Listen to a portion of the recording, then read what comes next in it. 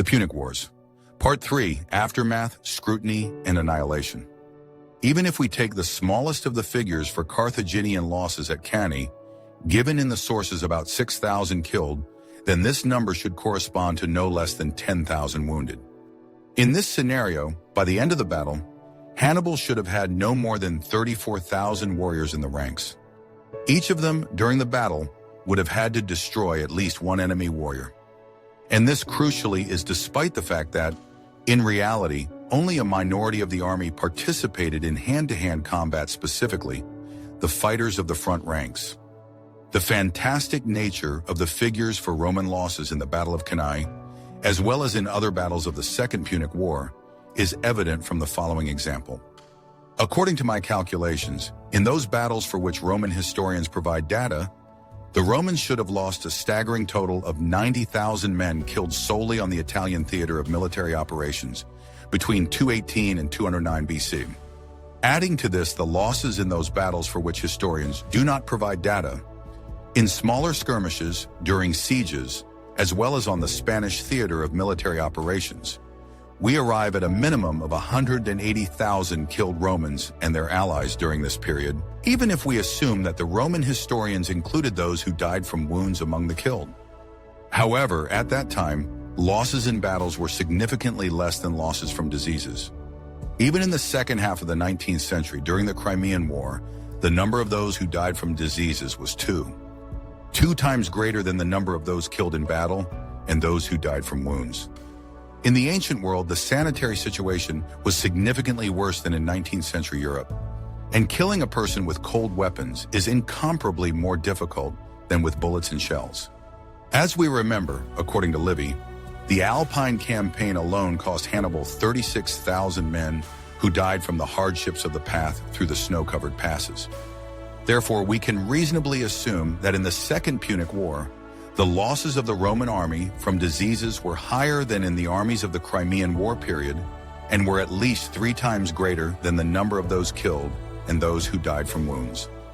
Then for 180,000 killed in battle, there should be no less than 540,000 who died from diseases. In this case, the total irrecoverable losses of the Romans and their allies for the period 218-209 BC would be about 720,000 people. If we believe Livy, the losses were roughly equally distributed between Roman citizens and their allies. Consequently, during the first 9 years of the Second Punic War, a colossal 360,000 Roman citizens should have perished. Meanwhile, census data testified to a much more moderate decline in this category of the population. In 231-230 BC, there were 213 Roman citizens fit for military service, and in 210-209 BC, only 137,108. For comparison, I note that in the first years of the First Punic War, their number increased mainly due to the granting of citizenship rights to new categories of Italians. In 265 BC, there were 282,234 Roman citizens, and in 252 BC, already 297,797. It can be assumed that from 231 to 218 BC, the number of Roman citizens of conscript age also increased by about 15,000, both for demographic reasons and due to new converts to Roman citizenship. Then, the irrecoverable losses of the Romans themselves due to military operations should be estimated at 150,000 people, including those who were still in Carthaginian captivity in 209 BC.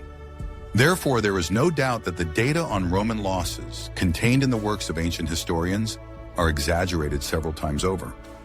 If we assume that the figure of 5,700 killed on the Carthaginian side at Cannae is closest to the truth, then Roman losses in killed can be estimated at 2 to 3 times more, that is, at 12,000, 18,000 people. Interestingly, approximately the same figures were estimated by the Italian historian Cannae at the very end of the 19th century for Roman losses in killed in the Cannae battle from 10,500 to 16,000. He, however, believed that the data on the number of Roman troops at Cannae were exaggerated by about half. I, unlike Cantalupi, believe that these data correspond to the truth, but the number of dead Roman historians significantly exaggerated at the expense of those who managed to leave the battlefield and scattered in the vicinity. These people clearly violated the principles of Roman valor, and historians preferred to declare them dead rather than admit that they saved their lives by fleeing. It is known that from those fugitives who reached Rome, 2 legions were soon formed. Obviously, the rest, who found refuge in other regions, were recalled into the army in subsequent years. The same happened with those who fled after the battles of the Trebia and Lake Trasimene. Sooner or later, but most of them returned under the legionary eagles. Here probably lies the secret of the amazingly rapid revival of Rome's military power after the heaviest defeats of 218-216 BC and the amazing mobilization ability of the population of Italy subjugated to it. Probably, unlike later Roman historians, Hannibal was significantly better informed about the real losses of the Romans in the Battle of Cannae, and this was one of the main reasons why he did not dare to besiege Rome. The Carthaginian commander perfectly understood that the tens of thousands of legionaries who escaped from the battlefield would be recalled under the banners again. For a long siege, Hannibal's relatively small army lacked both sufficient siege equipment and reliable supply bases. If Roman historians triple the Roman losses, then their true magnitude for 218 and 209 BC, taking into account the above calculations, can be estimated at 60,000 killed and died from wounds and 180,000 died from diseases. For the last years of the war, Roman losses can be proportionally determined at 30,000 killed and 90,000 died from diseases. For the Second Punic War as a whole, the Roman army lost 90,000 killed and died from wounds, and 270,000 died from diseases.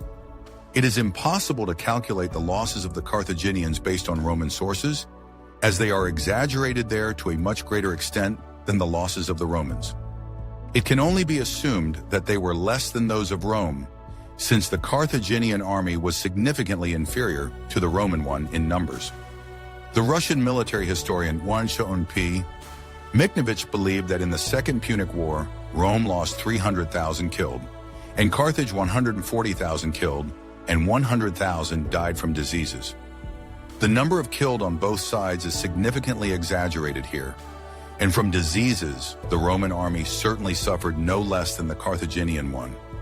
But Miknovich's assumption that in battle, the losses of the Carthaginians were approximately half those of the Romans may not be far from the truth. Here, both the military art of Hannibal and the higher level of training of the professional army of Carthage should have played a role.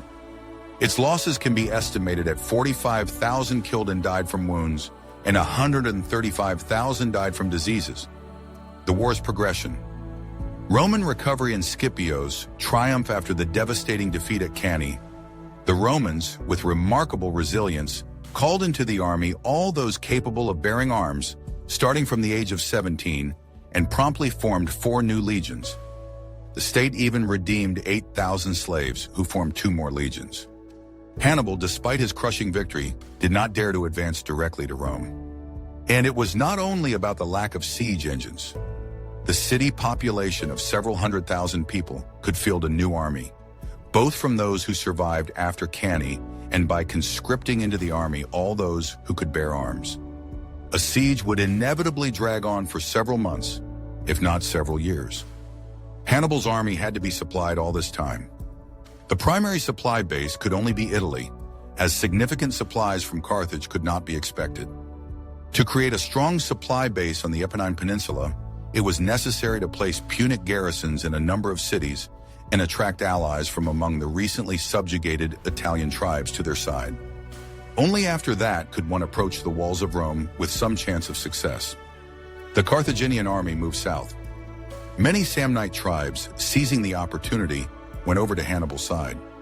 In Campania, Hannibal was supported by the largest city of Capua, but in the south of Italy, in the region of Magna Graecia, Naples, Cumae, and Nola remained steadfastly loyal to Rome. Hannibal rather shrewdly concluded an alliance with the Macedonian king Philip II, and in Sicily, the tyrant of Syracuse, Hieronymus, rather opportunistically, went over to Carthage's side. The Romans, now avoiding decisive pitched battles, limited themselves to actions against the communications of Hannibal's army and the Italian cities that had defected to his side. Against Philip in the Balkans, a coalition was formed from the Aetolian League, a number of Greek cities, and the Pergamum king Attalus. The Macedonians eventually won this war, and the Romans were forced to cede some of their possessions in Illyria to them in 205 BC. However, directly in Italy, Philip was unable to provide any substantial assistance to Hannibal. In 213 BC, a strong Roman army led by Marcus Claudius Marcellus was dispatched to Sicily.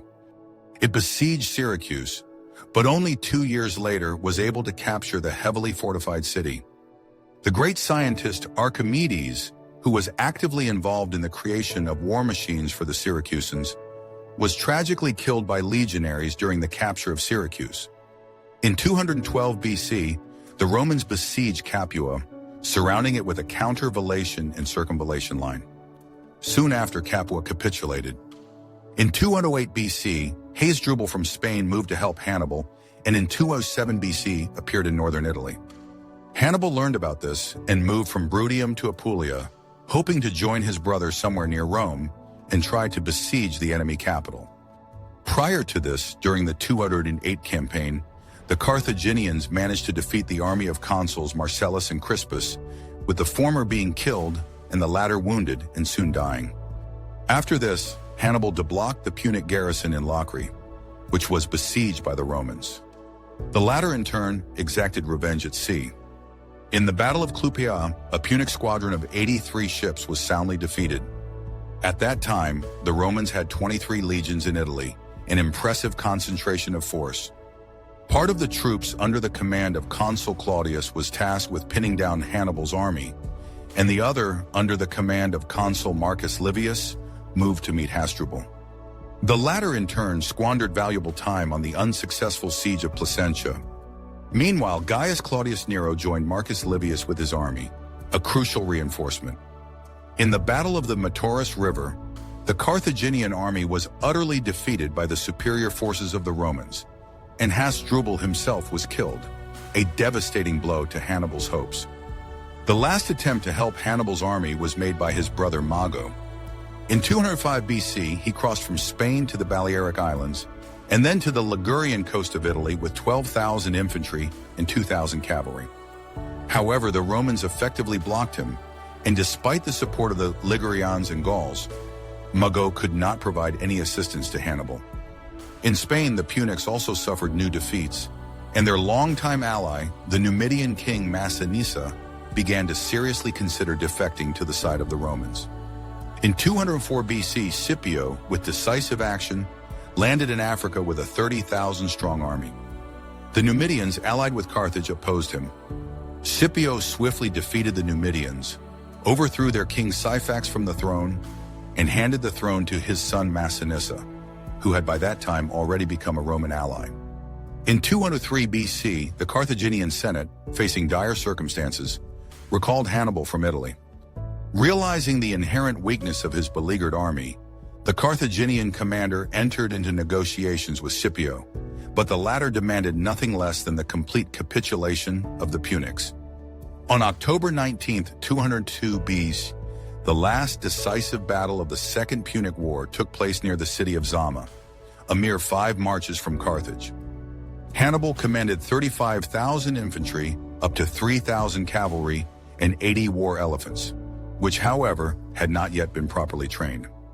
The Carthaginian army was dominated by raw recruits, while the Roman army was composed primarily of experienced veterans. To allow the elephants to pass through, Scipio left significant intervals between the maniples and arranged the maniples in a column rather than in a checkerboard pattern, a clever tactical adjustment. At the beginning of the battle, Roman and their Numidian allied horsemen swiftly scattered the relatively small Carthaginian cavalry. Hannibal attacked the Romans in the center with elephants and light infantry. However, the Roman javelin throwers successfully frightened the elephants with their weapons, as well as with the loud noise of trumpets and horns, and they turned back, tragically trampling their own infantry. Having withdrawn the lightly armed warriors and elephants to the rear, Hannibal then threw his heavy infantry into the battle. The first ranks of the Libyans were pushed back by the Roman legionaries, but then more experienced Macedonians and the militia of Carthaginian citizens, who valiantly stemmed the enemy's onslaught, entered the fray. Then Hannibal moved the third line, consisting of veterans of the Second Punic War around the flanks of the Romans, against which Scipio deployed a line of veteran triarii. A stubborn, brutal battle lasted for several hours until the Roman cavalry, which had returned to the battlefield, struck the Carthaginians from the rear, a decisive blow. Hannibal's army, utterly broken, fled. According to Polybius, the Punic army lost 20,000 killed and 10,000 captured in the Battle of Zama, and the Romans lost a comparatively modest 2,000 killed. The victors captured 133 banners and 11 elephants. The figures of Carthaginian losses seem greatly exaggerated, but the favorable outcome of the battle for the Romans is, of course, beyond any doubt. In 201 BC, Carthage was forced to agree to humiliating peace terms. The entire military fleet of 500 ships had to be handed over to the Romans, who immediately and symbolically burned it. Of all their vast possessions, the Punics were left with only a small territory adjacent to Carthage itself. Crucially, the city now had no right to wage war or conclude peace without Rome's explicit permission, and had to pay a massive indemnity of 10,000 talents over 50 years. As a direct result of the Second Punic War, the Roman Republic unequivocally conquered hegemony in the Mediterranean basin for the next 600 years. The defeat of Carthage was, in hindsight, predetermined by the inherent inequality of human resources. Rome and its Italian allies, according to Polybius, during the war were able to field a staggering 700,000 infantry and 70,000 cavalry. Carthage simply did not possess such capabilities. The Libyans, Numidians, Gauls, and Iberians serving in the Punic army were significantly inferior in numbers to the Italians, and could not, for all their desire, provide Hannibal and other Carthaginian commanders with a comparable number of soldiers. The military genius of the victor at Cannae was powerless here, as was the tactical superiority of Carthaginian professionals over Roman militiamen.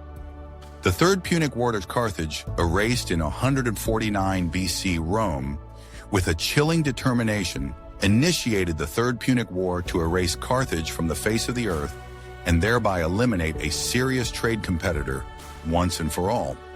As a pretext for the attack, the War of Carthage with the Numidian king Massinissa, a staunch ally of Rome, was conveniently used.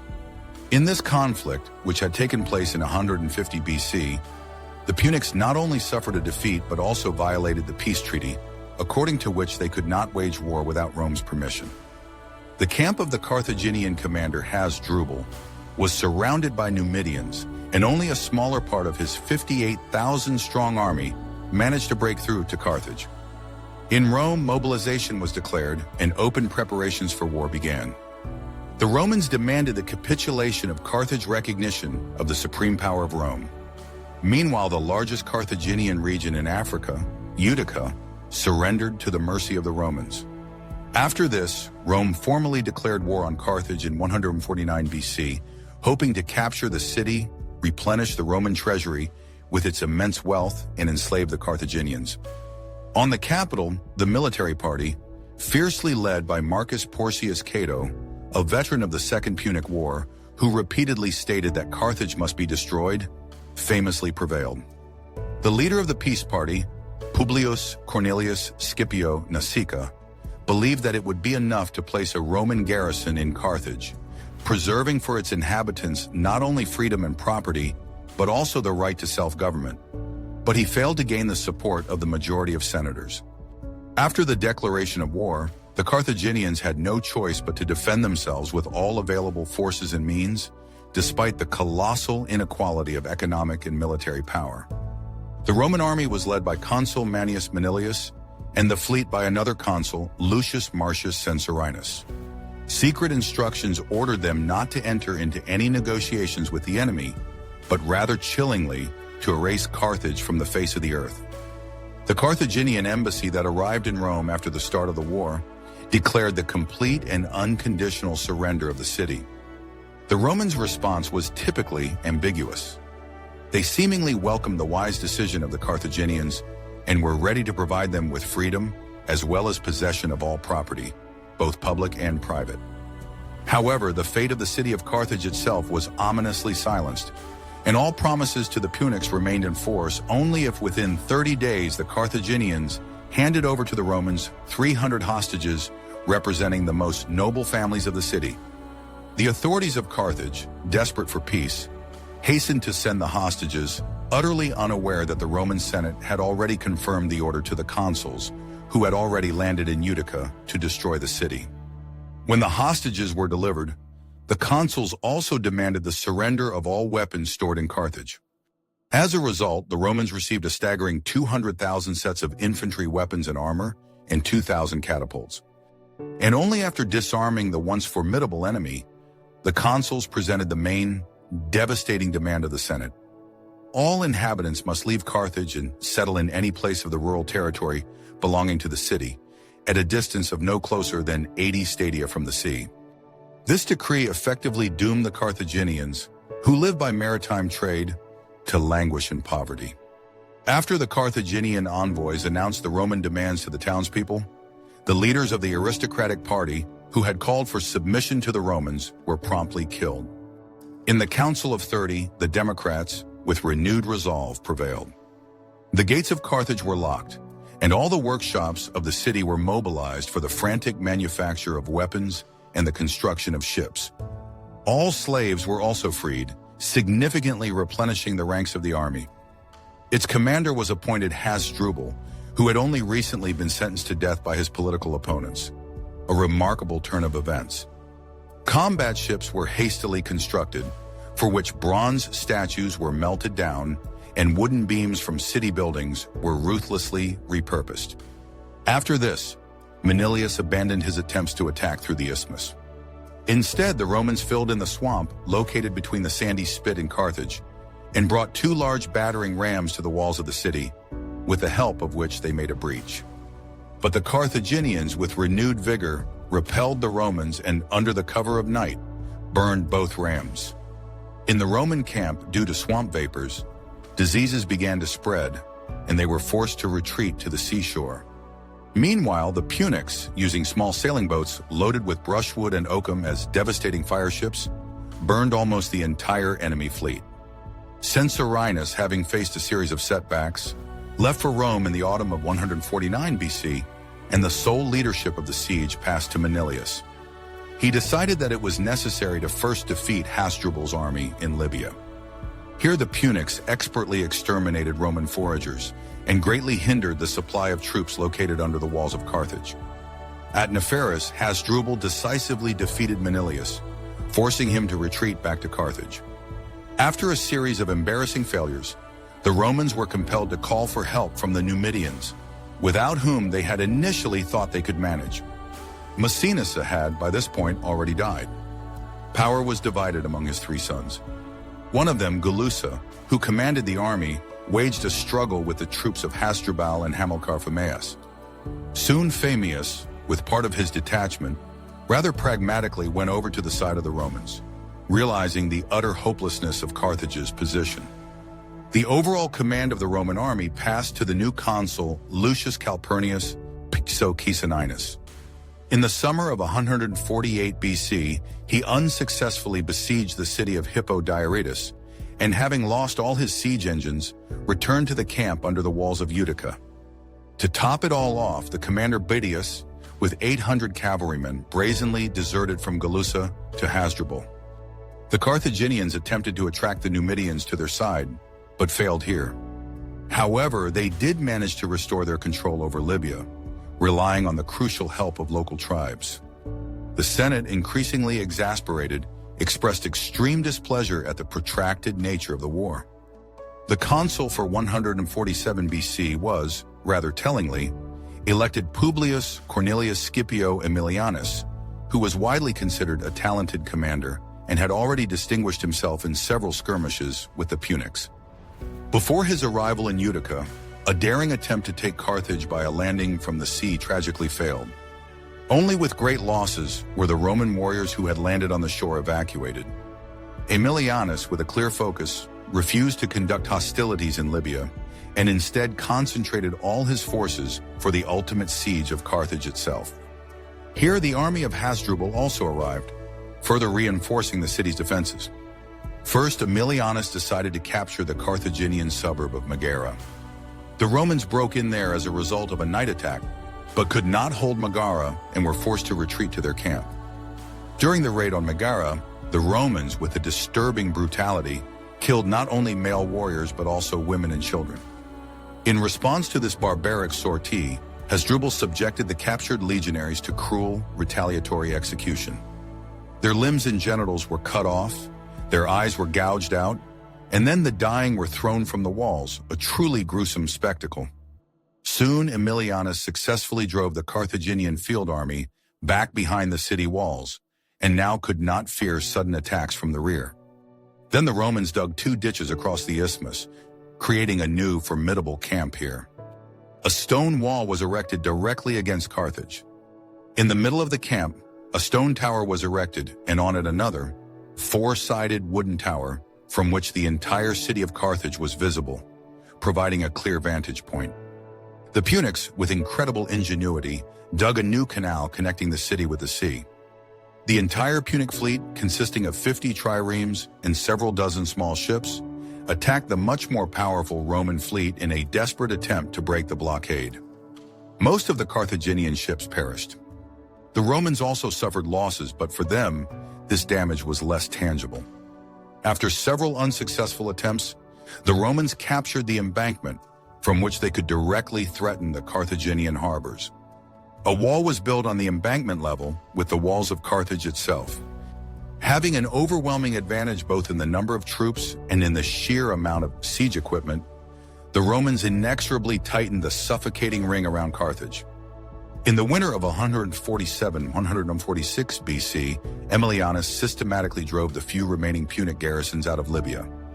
The most fierce battles unfolded near Nepharis, which was captured with the crucial help of the Numidian Galusa. In the spring of 146 BC, the Romans finally stormed the Carthaginian harbor of Kathan, where the legionaries, with reckless abandon, plundered the temple of the god of fire Resheph. While they were busy dividing amongst themselves the 1,000 gold talents that were in it, all attempts by the commanders to make them continue the battle were utterly useless. Then the Romans were able to break into the main city district, the fortress of Byrsa. Every single building here had to be taken by storm. Women, old men, and children perished in fires and under the rubble of collapsing buildings. A truly horrifying scene. The last defenders of the city eventually capitulated. 30,000 men and 25,000 women came out from behind its walls. All of them were utterly mercilessly enslaved. Only 900 Roman deserters, who could not hope for mercy, sought refuge in the temple of the god Eshmun and continued their desperate struggle. Here was also Hasdrubal with his wife and 2 young children. However, soon he secretly left the temple and surrendered to the mercy of Aemilianus. The remaining deserters, facing inevitable capture, set fire to the temple and burned alive within it. Hasdrubal's wife, in a final act of defiance and despair, committed suicide after tragically killing her own children. For several days, the Romans systematically plundered Carthage. They were forbidden to touch only gold, silver, and dedications in the temples. Gold and silver jewelry and coins, as well as jewels, went directly to the Roman treasury. Carthage was, quite literally, erased from the face of the earth. Its lands were divided between Utica and Numidia, and a significant part of the Carthaginian territory was officially turned into the Roman province of Africa, governed by a praetor.